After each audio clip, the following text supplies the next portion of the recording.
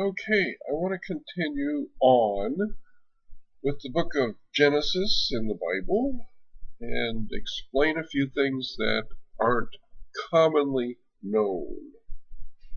The first thing that I want to explain is still in the very first verse of Genesis 1, and that is the concept of God itself, which in the original language or in the translated language is Elohym. A lot of people say this is a plural word, a pluralistic word, referring to the Trinity, but in that case it would mean tritheism rather than Trinitarianism. So I think the intent of the author in using this word is to infer the phrase God of gods, which is an absolutely singular phrase or an inference. So in actuality, Genesis 1:1 says, "In the beginning, the God of gods created the heaven and the earth."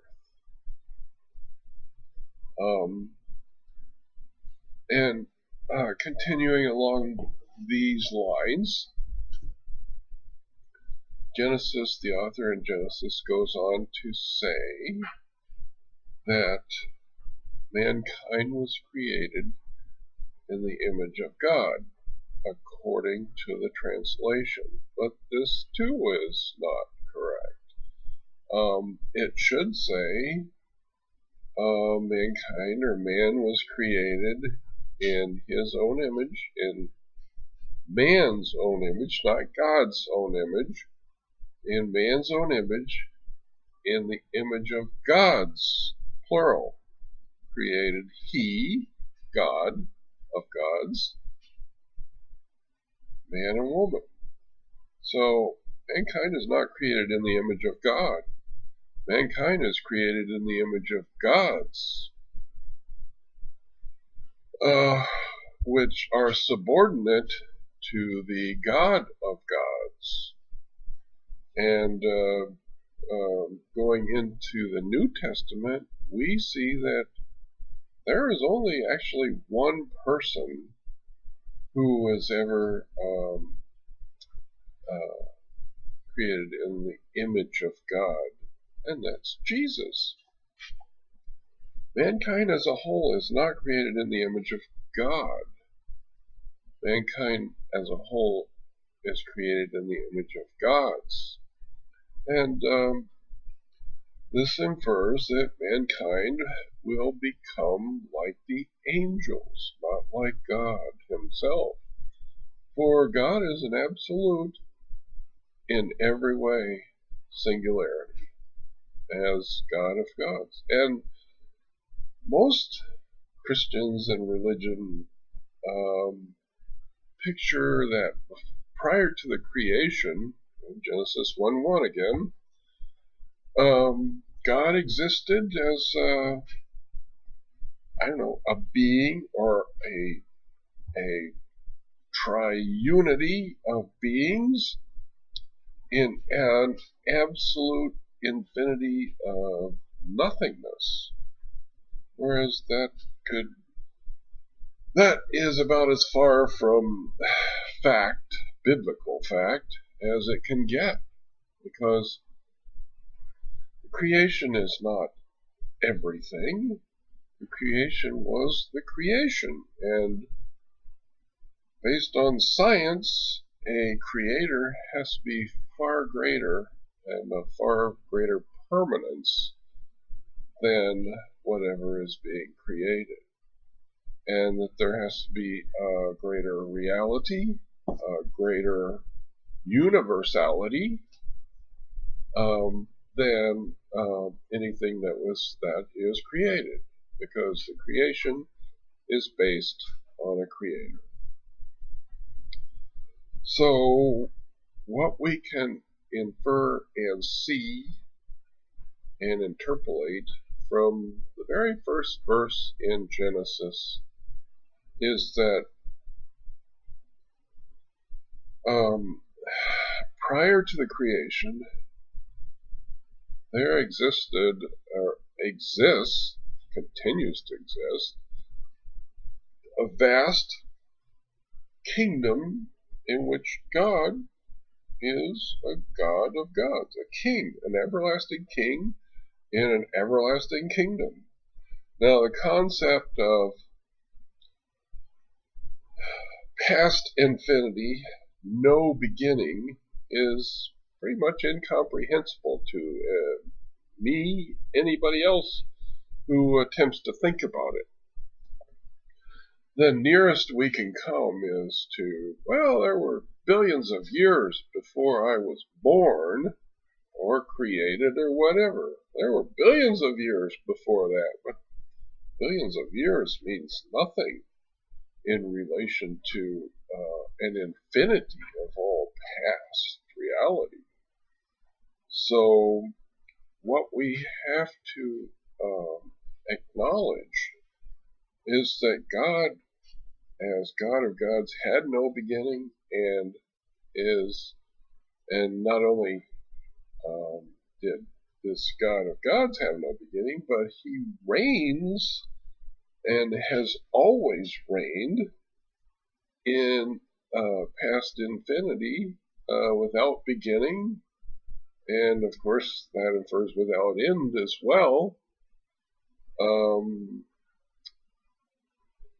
in a vast reality that is far more permanent than the creation itself. So, what we can comprehend is far greater than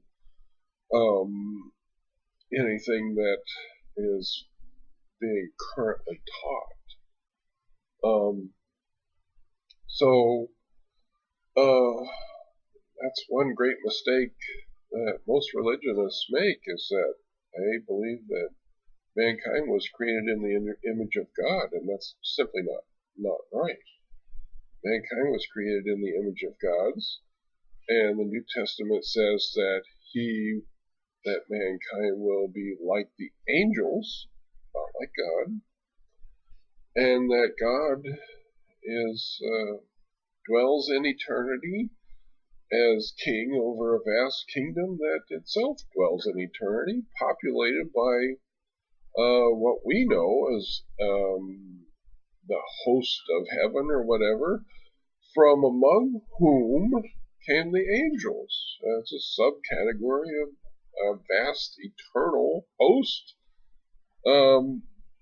who prior to the creation had no concept of beginning and had no concept of death even, because all are immortal, all had no beginning, they've always been in existence, and they always will be. This flies in the face of what we know, because we had a beginning, we have an ending. We are born and we die. We have no concept of the passage of time prior to our birth, and we'll have no concept of the passage of time after our birth until what the New Testament calls the resurrection, to face God himself for judgment. But that's another whole subject. Going back to the book of Genesis, I want to continue with how they ate the fruit and disobeyed God, and he gave them a curse. Basically, he gave them the consequences of their disobedience, and it's not exactly as things are taught. The first part of that consequence was that men will die. People will die, and they do. They have ever since then. It doesn't say when they'll die, because some people live for thousands of years back then, but now they live for 120 years, and there's a reason for that as well. But I won't go into it. It's, like I say, another entire subject. But there's more to the story than just men die. That was the curse God gave Adam, the consequence that God gave Adam. Now, most religionists will teach that then God went on to say, well, the woman will, bruise the devil or the serpent that caused them to disobey and stuff like that. And this points to the Messiah or Jesus, but it doesn't. It's just as much a curse as what God gave to Adam. There's no woman's seed, but it mentions a woman's seed. There is no serpent's seed. A serpent lays an egg, not a seed.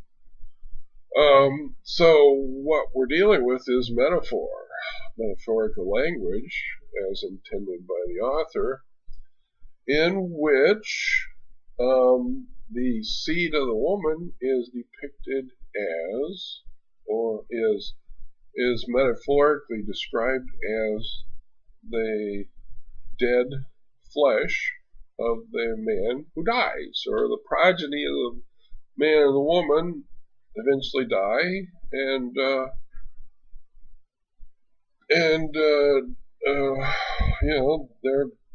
their breath leaves them, or their spirit leaves them, and they lay there on the ground dead. But what happens next? They decay. And how do they decay? They're eaten by serpent seed, maggots, basically. So the curse God gave to Eve is actually worse in some ways than death itself, because it is symbiotically tied to the woman giving birth and the man's consequence of the progeny dying, and then the serpent is symbiotically related to the decay of the dead body. And we see that, and going back into the New Testament, we see that Jesus not only conquered death, but his body did not know corruption. And it states that specifically. So not only did Jesus overcome death, he overcame the curse that God gave to Eve as well. So those are just a few more thoughts on the book of Genesis, which most people normally don't get into. And this is the second presentation on the book of Genesis. So